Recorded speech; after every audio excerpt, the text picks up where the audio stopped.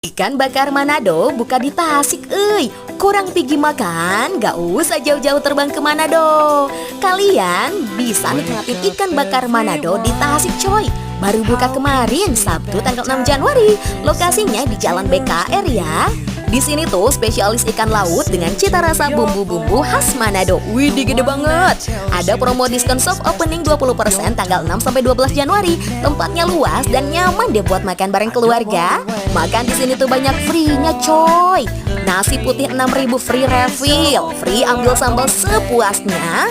Ada sambal dabu-dabu, sambal bawang, dan sambal tomat. Free ambil leleban sepuasnya dan free teh tawar sepuasnya. Dengan kualitas ibu dan ikan lautnya beneran fresh banget. Untuk varian ikannya banyak banget deh. Ada ikan kakap, kaneke, ekor kuning, tuna, kerabu, baronang, kue, barakuda, dan lain-lain. Mimin spill ya menu rekomen andalan mereka. Ada ikan kakap merah